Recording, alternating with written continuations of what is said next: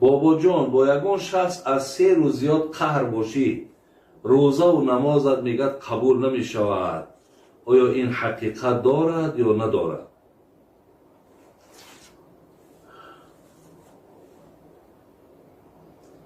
یعنی با یک نفر شما وقتی قهری میکنید آیا نماز و روزه تان تقدیرش چی میشود؟ ما حدیث داریم از جناب ابو هریره که ابو داود میاره، میگه لا یحل لمسلم ان یهجر اخاه فوق 3 فمن هجر فوق 3 فمات دخل النار. شما از 3 روز با نفر نمیتونید که قهری بیستین. اگر از 3 روز زیاد با کسی شما قهری استادین، اگر در همین دوامی یعنی بعد 3 روز یکی اگر مبادای الله جان تا گرفت، تو میگه به عذاب الله پرتافته میشه، تو داخلی عذاب الله میشه، داخلی جهنم میشه. حدیث دیگر من هجر اخاه سنتن فهو کتفک دمی. حضرت گفتن کسی اگر 1 سال با نفر از بنده خدا قهری بیستد، حکمش همین است که خون او را ریزانده باشد. چون یک آدم قتل میکنی و بعد در خون او جوابگری، آدمی که 1 سال با نفر اگر قهری می ایستاده است مثل همین بود است که خونش ریزانده است. ولی برادرای عزیز و گرامی، اینجا در یک چیزی نازکم ناگفته نمی شود. اگر به خاطر دنیا باشد، حقیقتا بعضی ملالی های هست که پدرها از فرزندها ملالند، قهری‌اند، یا مادرها با دخترها، یا برادرها با برادرها، یا خواهرها با خواهرها، یا خلاص همسایه با همسایه. یعنی با کسی اگر ما ملال باشیم به خاطر دنیا باشد، ما باید که پیش یکدیگر رفته عذرخواهی کنیم، زیرا حقیقتا در عبادت های ما به حد زلال کلام دارد. حتی در حدیث ها آمده است که روزه ماه رمضان معلق میماند تا اگر با همون نفر تو دست آشتی دراز نکنی، با یکدیگر بخشی یکدیگر در کنار نگیریم، مقصد حتی همون روزه داشته تا وقتی روزه که اشاره شید نماز هم در قطار همون. برای من هیچگاه قهرگی، خفگی، ملالی، باید دیگر گپ نزدن، اینها یگان خیری ندارد، هیچ خیری ندارد. ولی یک جای درستی قهرگی همین است که اگر قهرگی من به خاطر دین باشد، خلاص میبینم که در برادر مای، در خواهر مای، میبینم که در کدام از آدم نزدیک مای خلاص حق خدا پایمال میشود. ببینید میبینم که از دهان خواهر مای، برادر منای، نزدیک منای کسی باشد دینی مرا تحقیر میکنه، دینی مرا توهین میکنه، ما را هر چند نصیحت میکنم، هر چند مصلحتش میتونم، هر چند که راهنماییش میکنم، میبینم که نه، برعکس در مقصد معصیت میروه، سخن مرا گوش نمیکنه. برای آداب همون، برای اصلاح همون، اگر من از 3 روزم زیاد با او قهریم که کنم، تا زمانی که همون آدم اصلاح شود، این شریعت درست میگه، این یگان زیانی ندارد. اگر ببینیم مثل که عایشه در امام بخاری میگذرد، همون ملالیه که با ابن زبیر حضرت عایشه مادرمون کرد، یا مثل که پیامبرمون برای آداب زنهاش احیانا حتی ماها مقصد اونها را با اونها مقصد صحبت نمیکرد که شاید برای یگان آداب اونها، برای بهبود اونها بود. از این لحاظ یعنی خاطر دین باشد، برای آدابشون، برای اصلاحشون گناهی نیست. نه برای خاطر دنیا باشد، برادری خواهری کسی باشی، احتیاط کن که بسیار گناهی بزرگی دارد تا 10 زدگی.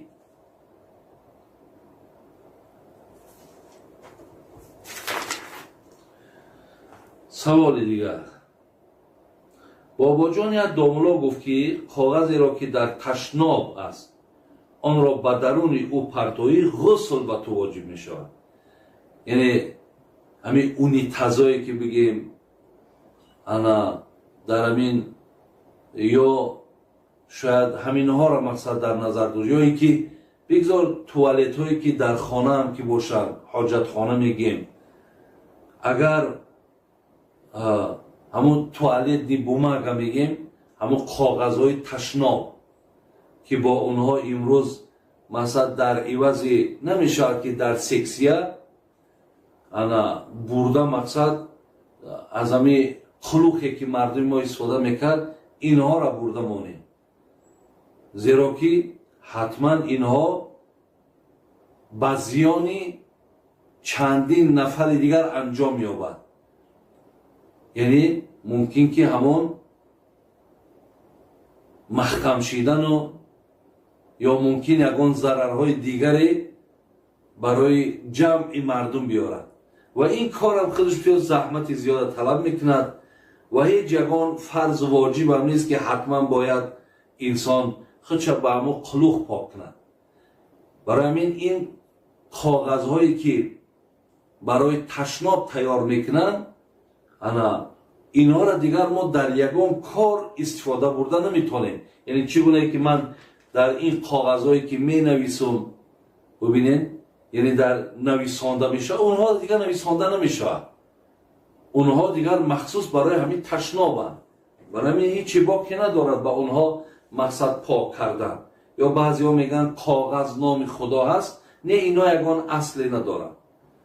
барои ҳамин бигзор ҳар касе ки имрӯз мисол агар бадан бар болотон ҳақ дорад гуфтаги паямбар, агар ҳаст бо туалетни бумагаҳое ки бисёр бо мулоиманд, арзишон баланд аст, ҳар касе ки имконият дорад аз ӯ ҳам ки истифода барад, ягон боке надорад, ягон зиёне ҳам надорад.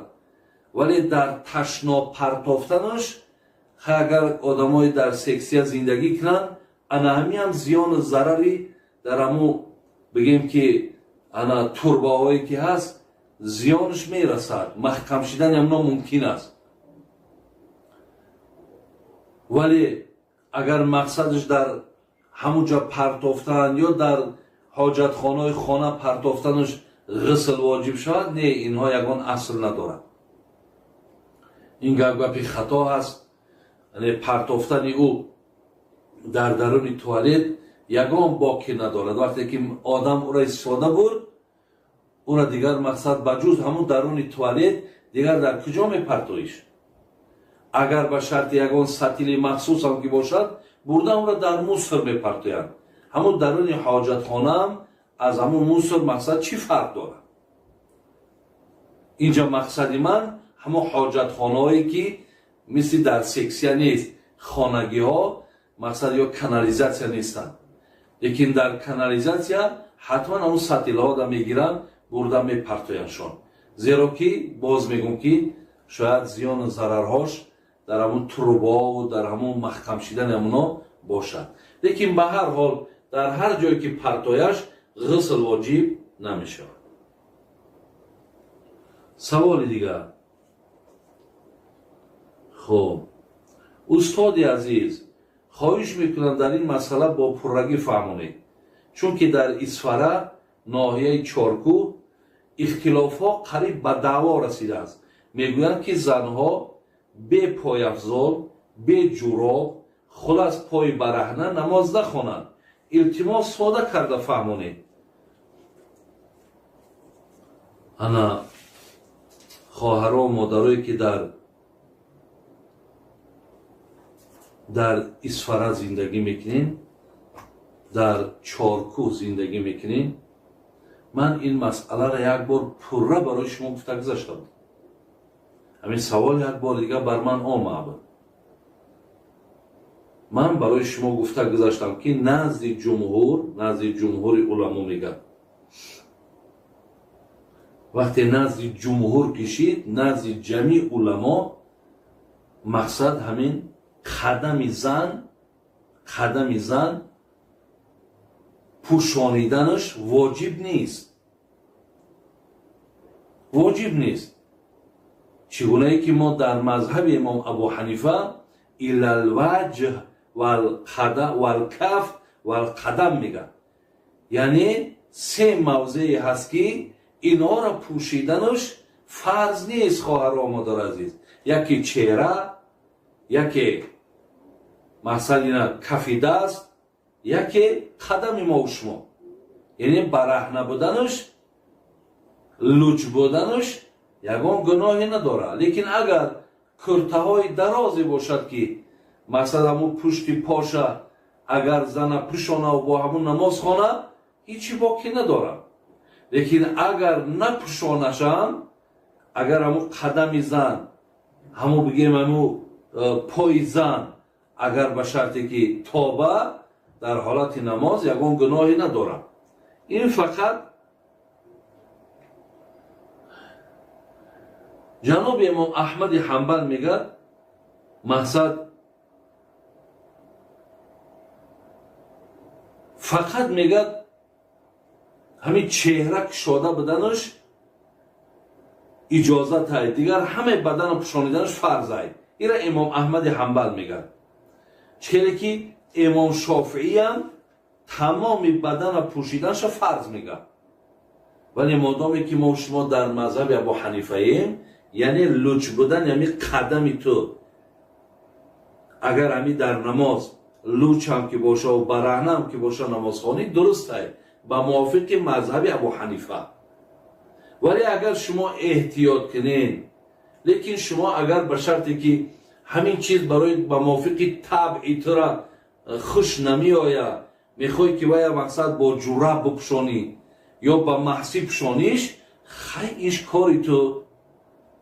ولی نمیشود که بگیم که یعنی کاری تو درسته، کاری نفرهایی که جورب نمیپوشن کاری نو نادرست، برای که در داخل مذهب من اجازت ہے.